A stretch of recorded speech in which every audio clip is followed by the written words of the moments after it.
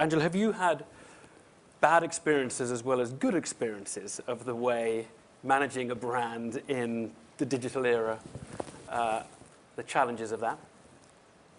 Yeah, I mean, I think there's going to always be trials and tribulations when you're going into, when you started a company, right, and that's not growing and the sector's growing and you're going into the digital space. So I would say very early on we did. But then when you put a team in place and you lay very clear direction up front, and we're a very visual team, so we tell a lot of stories inside, and we too knew 5 years ago in our original strategy, we said that there's a digital tsunami coming, and I just told the team we're either going to ride the greatest wave of our life or we're going to die. I mean, those are your choices. So, so we had to take all of our IT guys, our CTO, and I said, look, you guys have been sitting in the back of the bus. You've been doing the plumbing of the company for a long time, putting in SAP, et cetera, but I need somebody to drive the bus with me. Right? Christopher can dream all he wants, but I have to enable. I have to connect these guys, and I don't think the two of them had ever been in a room together. So I told John, I said, get out of the back of the bus. I need you to drive the bus. And I sent him a quick text on the way home, and I said, have you ever seen the movie Speed? And he very quickly realized, in 5 years on, now I tell him he's driving the Starship Enterprise, and I'm up there with you, but we are going where no man has ever gone before, and because we're letting Christopher dream. So he is now my closest partner, no different than the CFO, no different than Christopher. I just spent a week on the road with John from San Francisco to San Diego to New York, meeting with big companies, because it is him and I that are going to determine if, in fact, we can execute Christopher's dreams. So it's the triumvirate at the top of the program, the technology officer, the creative officer, and the chief executive. I wonder, Maurice, whether we don't slightly exaggerate how much has changed. I mean, let me add to that. It didn't take 18 months for Coca-Cola to change the brand. It took about a month, I think. I mean, it was... Oh, no. It was much... Go back to the story. It took them a lot of time. First, because they stopped. They had the new Coke, and they had to put the old Coke, to change the packaging, to call it classic, etc. They wanted to wait for the first result. Measurement was not that clear. You have to remember, I know that you are very young and that you have not seen these days, but you go to Google and you will find out. Yeah, but do we exaggerate, though? Okay, put aside the general case, put aside the specific case. Do we exaggerate the power of it and the way it changes things? I don't think so. I think that we have not seen half of what, when I say half, not 10% of the change which will happen. There is a lot of people who don't read papers, read papers, they read the news on the web. There is a lot of people who do not use this, they use the iPad. I have one, but I don't show it. You have a lot of people who have dramatically changed the way they are learning. They are getting news, they are communicating, they are meeting, they are even getting married, shopping. All this has changed dramatically, and we don't have yet seen the full impact, simply because we are in a trend of generation. Look at the room. People are much younger than I am, but they are not the digital native of 25, 26 years old that are populating the agencies today or the brands. And these people are changing the world. And we are far from having seen what will happen and the impact of everything. Right. I mean, one of the implications is obviously that there's a breaking down of national boundaries, isn't there? I mean, it must be impossible to maintain separate, I would have thought in a sector like yours, Angela, impossible to maintain national marketing strategies, right? Well, and again, if you're going to be a digitally focused company, why? So, we always say that when you go onto Burberry's website, I mean, totally unaided, there's 1 million people a week that just go onto that site, and from all over the world. So if that's the front door to the house that more people are going into than anything physical, then shouldn't everything you do be geared in and around that? whether it's the way you're designing product, shipping product, and any of the traditional media, it has to follow that now, because that has to be the epitome of the brand. That's what more people around the world will see first, and sometimes the only thing they'll see, because you can't possibly keep your physical environment up with as fast as everything's changing in digital, or the amount of people that you can reach, especially as a luxury brand. We're not going to have tens of thousands of stores all over the world. How many With people? the permission of Angela, I would probably bring some nuance, if you allow me to. Please. I think that for luxury brands, this is true because you have a target group which is almost the same, and which has the same purchasing power, and they have access to the knowledge of what's going on. I believe that for consumer goods situation, and even for cars, situation is very, very different. And you have a slice which is global, and you have a lot of specific communication tools which have to be rooted in the culture of the people. So it's much more sophisticated, much more complicated than it was in the past, because digital give access to the same kind of information. So it's much more complicated, and we can nuance a little bit, with your permission, the theory. How many people go into your stores each year, your physical bricks and mortar stores? Oh, a tenth of what go online. And how many of the ones online translate into sales? Because I bet it's not as many as who go into the stores, right? Well, again, it's one of the things that nobody's been able to measure yet. Right. Nobody.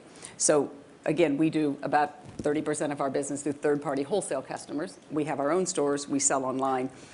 And we don't break out what we sell online. I mean, I can tell you it's low single digits, from a volume standpoint.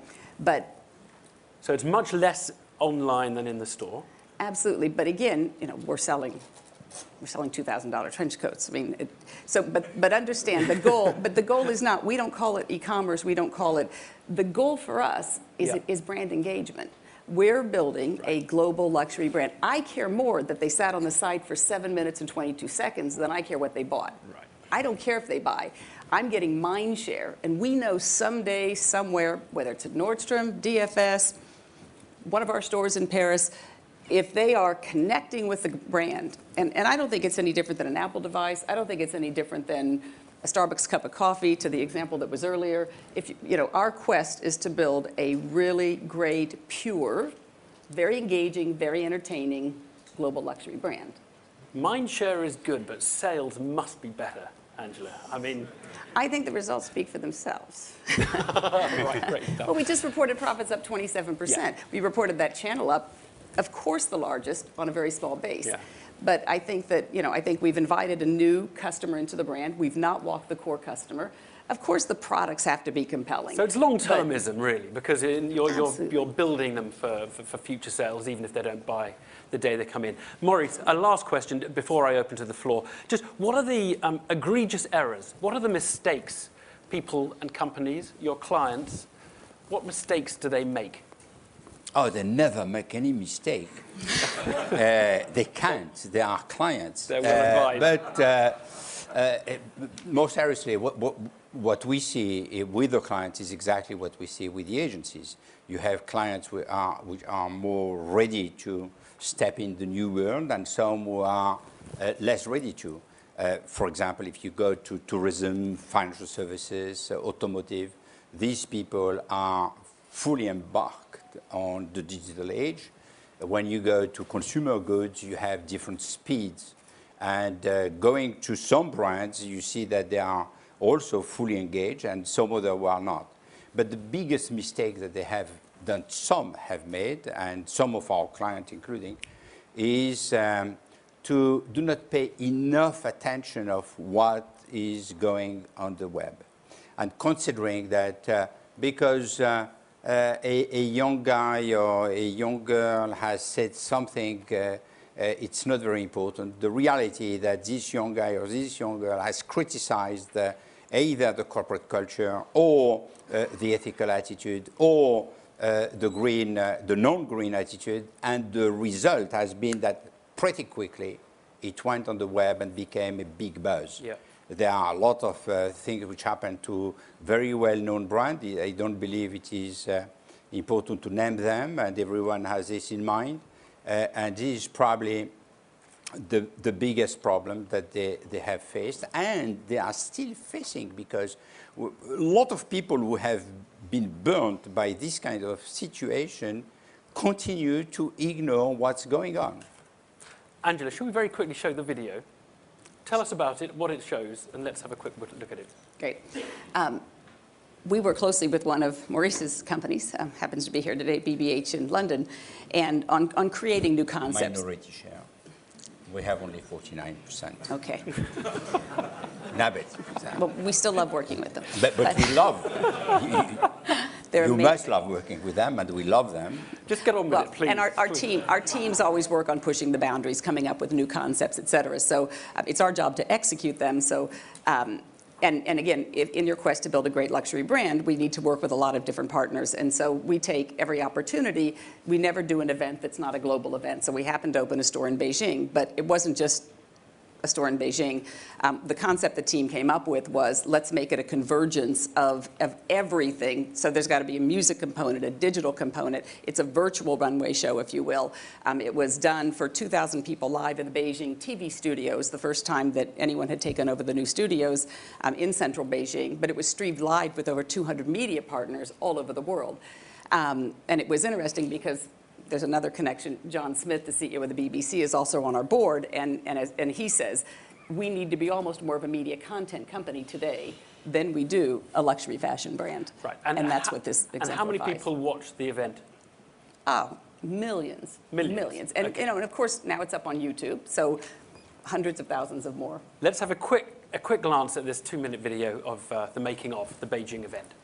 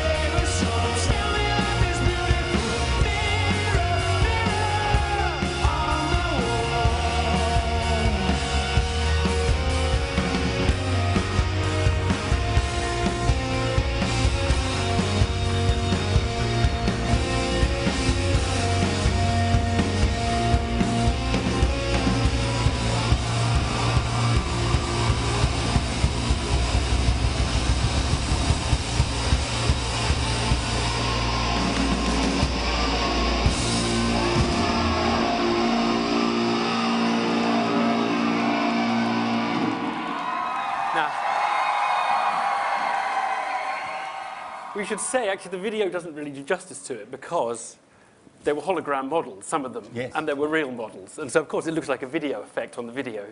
But for the audience, it was blinding. Absolutely. Yeah. Absolutely, yeah. 6 of them were live from the campaign. Right. OK, we've got time for 2 or 3 questions from the floor. Anyone got questions for Maurice or Angela? Oh, yes, okay, over there. Yeah. Loic. Sorry, you were talking to me or to someone? Are you Oh, talking to sorry, me? I thought you were queuing up for a question. I did. You did, yeah, go ahead, go ahead. Do it, and then we'll take I wasn't sure. My name is Loic.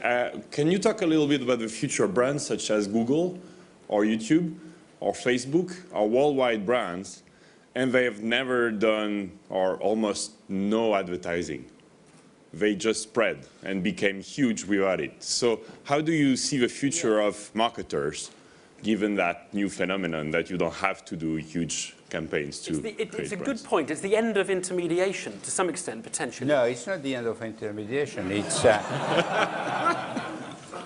we should know it if it was. It's not. I think it's a very good point and a very fair point. It's like the press. It's a media. And as a media, they are spreading. Now, they will have to fight one against the other. And when they will start to fight, and not the ugly fight that we have seen recently, but the real fight, the marketing fight, they will need us. And we will decide if we go or not. Yes, question here. Herr Schulze from Zurich Insurance. And for the audience, Publicis happens to be our agency we are working with. Maurice, I have a question for you. I still have the feeling that we are very much relying on traditional media, and we meaning we as a company, but also Publicis as an agency. Can you give us some recent examples where you say you're proud of what you did in new media channels, which are inspiring for us?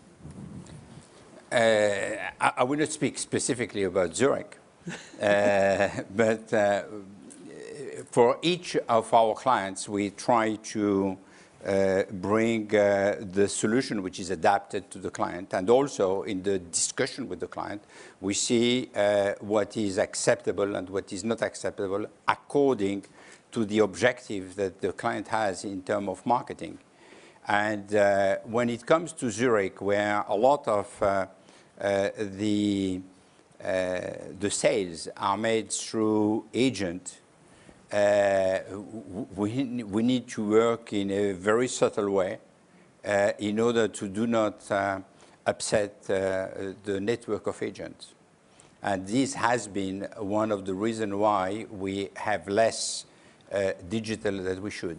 But give us an example you're proud of, and then I'm going to just briefly ask Angela how she relates to her advertising agency, and then we'll close. I'm proud of many extraordinary things that we have done. One example is what we have done for Nike in China. Another example is what we are doing for Lancôme on a worldwide stage. And Lancôme has also, it's a luxury brand for cosmetic. And they have also a part of the site which is designed for e-commerce. And they have, it has become the largest store in the world. But yet, it is only 2 or 3% of their business. But it's growing fast. And many other examples that I can share. And Angela, your relationship with, you have a traditional advertising agency, presumably. You award a contract to... Honestly, not really. No, I mean, we have an in-house marketing team. And we work on concepts, but a traditional, no.